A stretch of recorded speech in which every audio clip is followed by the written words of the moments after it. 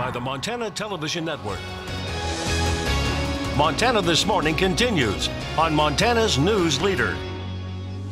A preliminary report is zeroing in on the cause of that deadly Lion Air crash last month near Indonesia. I'm Tom Hansen, and I'll tell you why investigators say the plane was unfit to fly. And in spite of grocers' union opposition, City of Bozeman leaders decide to let the process continue for a new grocery store on the city's west side. Coming up, why commissioners say the project shouldn't be stopped. Good morning to you. I am Missy O'Malley. Chet Lehman is on our weather today, and Matt Elwell has the day off. Our top story for you now, the Lion Air flight that crashed into Indonesia's Java Sea last month should not have been flying, according to a lead investigator. CBS's Tom Hansen has our details on the plane's technical issues from a preliminary report released overnight.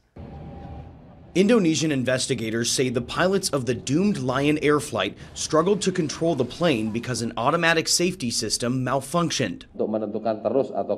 In our view, the plane was not airworthy, said the head of the National Transport Safety Committee. The Boeing 737 had a similar problem on a flight the day before the crash. According to the plane's flight data recorder, a new anti-stall system known as MCAS kept automatically pushing the nose of the plane down. During the 11-minute flight, the pilots fought the downward tilt more than 24 times until finally losing control and crashing into the Java Sea at 450 miles per hour. All 189 on board were killed. Investigators say the pilots did not hit two cutoff switches that would have deactivated the system, as was done by pilots on the plane's previous flight. Why didn't they just turn the system off?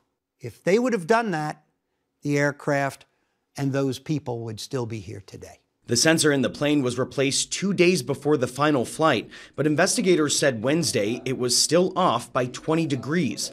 In a statement, Boeing said it is taking every measure to fully understand all aspects of this accident. Teams are still searching for the plane's cockpit voice recorder, which may provide more information about the pilot's actions. Tom Hansen, CBS News. Now, victims' families are beginning to sue Boeing over those alleged faults with the jet's design, focusing on the automated safety features. Wow, tough story there. Chet joins me now. Chet, beautiful start to the day for most of us here. Yeah, there is are some exceptions out there. Western Montana seeing some rain and snow. In Missoula, we're seeing some snow in Butte. West Yellowstone getting some light snow. Mullen Pass, if you're driving that's out there near Missoula. Heavy snow right now, visibility down to a quarter mile. That's why the National Weather Service is doing this with the blue. That's a winter weather advisory. That's in effect until noon today for that purple shaded areas. Just be ready if you're doing some driving around. It is windy in Ennis and Dillon seeing a little wind this morning as well. We'll have details of all of that. Meantime, temperatures hanging pretty nice for the most part, right around that freezing mark for the most part. Little warmer in Livingston, 29-mile-an-hour gust of wind this morning in Livingston. Snowing in West Yellowstone at 28. Detailed forecast coming up, Missy, in about 10 minutes. Thank you, Chet. Our top story for you now. General Motors is facing serious backlash from the White House after announcing plans to cut thousands of American jobs. Steve Nannis has our latest. A couple days after Thanksgiving, they give everybody the pink slip. I mean, what are they thinking about? President Trump is threatening to punish General Motors just one day after the company announced they're going to cut 14,000 jobs and shut down 5 plants in North America, tweeting out, very disappointed with General Motors and their CEO, Mary Barra, for closing plants in Ohio, Michigan, and Maryland. I am here to protect America's workers. Moments after the president's warning, the company's stock plunged, closing more than 2.5 points lower, wiping out big gains made on Monday. White House Press Secretary Sarah Sanders addressed the president's tweet moments after it hit social media feeds. This is not about the president. It's about the fact that they're making a car, frankly, that people don't want to buy. And hopefully they will make adjustments and make changes and bring those workers back. GM responded in a statement saying they are, quote, committed to maintaining a strong manufacturing presence in the U.S., and they appreciate the actions this administration has taken on behalf of industry. Some of the thousands of Americans who are about to lose their livelihoods are backing the White House's sentiments, saying they're going to fight to change GM's decision and keep their jobs. We need to convince General Motors to grow jobs here in the Mahoning Valley, protect manufacturing jobs in Ohio, and to make sure that American cars are made here in America. I'm Steve Nannis reporting. In other news, a little bit closer to home, Montana's 2019 legislature starts in less than 6 weeks at the Capitol in Helena.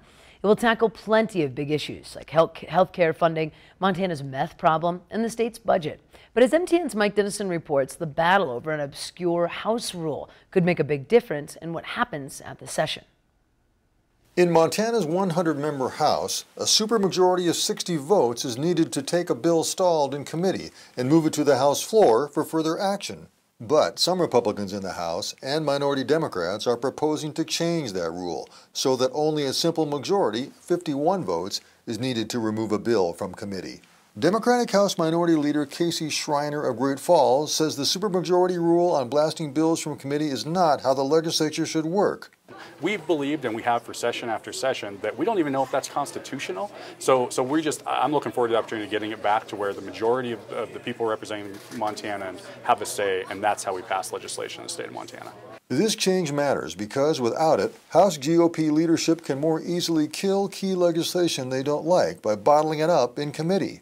If only 51 votes are needed to take the bill from committee, the chamber's 42 Democrats can join with just 9 Republicans to bring the bill to the floor and then pass it. But the supermajority requires at least 18 Republicans to join Democrats to move the bill, a much more difficult bar to clear. Republican State Senator Ed Buttrey of Great Falls proposed the rule change last month, and it's been forwarded to the House Rules Committee. He says the Senate has always required a simple majority to overturn committee decisions, and that the House should too. But incoming Republican House Speaker Greg Hertz told MTN News earlier this month that he believes the 60-vote supermajority requirement should remain. I do like the supermajorities. You know, legislation should not be easy to pass. It's always good to make sure that legislation has to go through a process, so at the end we end up with a good product. The House Rules Committee, whose members were appointed by Hertz, is unlikely to adopt the change. That means those pushing the change may have to fight it out on the House floor the first week of the session and get a majority vote to overturn the Rules Committee.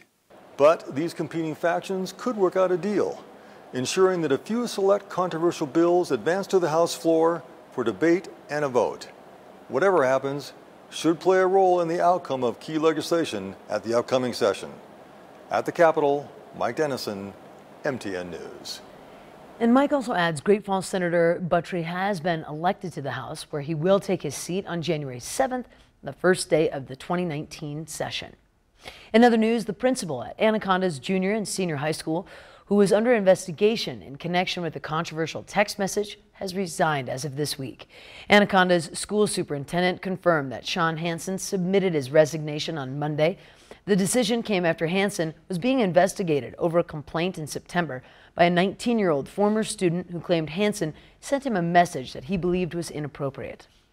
In other news, Bozeman City Commissioners gave Winco Foods the approval for the final site plans last night after an attempted appeal. MTN's Emma Hamilton has our details.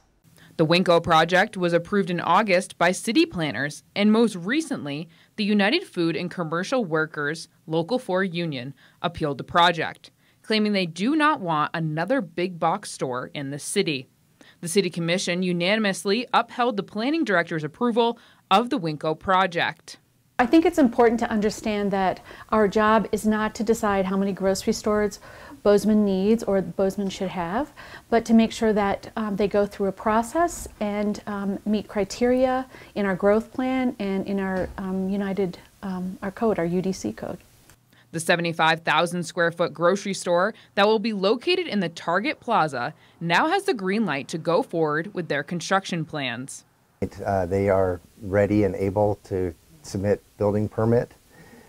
So just that's on their timeline. We don't have any timeline expected for that, but as soon as they get their construction drawings ready, they can submit them to the building department for a building permit and go forward with the project.